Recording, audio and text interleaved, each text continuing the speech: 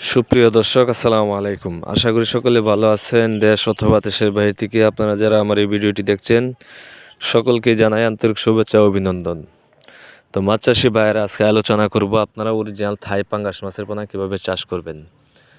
তো খামারি ভাইয়েরা আপনারা স্ক্রিনে যে মাছের পোনাগুলো দেখতেছেন এগুলো হচ্ছে আপনার অরিজিনাল থাই পাঙ্গাস মাছের পোনা।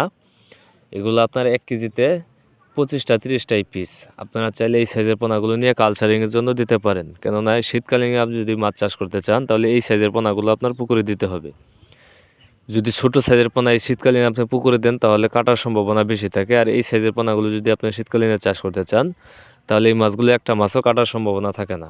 তাই আপনারা চাইলে এই সাইজের পোনাগুলো পুকুরে ডাইরেক্টলি দিতে পারেন। আর এই থাই পাঙ্গাস মাছগুলো আপনার সর্বোচ্চ 6 মাসে এক একটা মাছ 2 থেকে 2.5 কেজি বানিয়ে আপনি বিক্রি করতে পারবেন।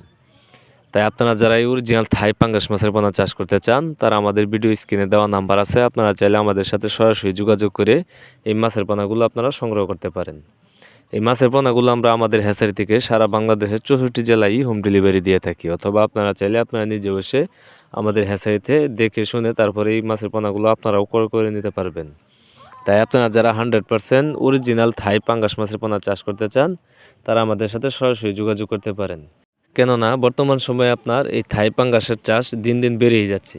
তাই আপনি চাইলে এই থাই পাঙ্গাস মাছ চাষ করে ইনশাল্লাহ লাভবান হতে পারেন।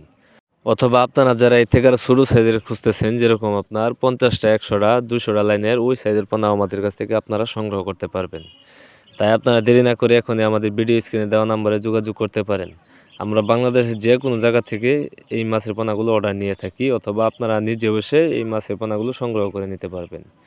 আর আমার এই ভিডিওটি যদি আপনাদের কাছে ভালো লেগে থাকে তাহলে অবশ্যই একটা শেয়ার, একটা কমেন্ট, একটা লাইক দিয়ে রাখবেন। তাহলে আমাদের পরবর্তীতে যে কোনো ধরনের ভিডিও পেতে আপনাদের জন্য খুবই সহজ হবে।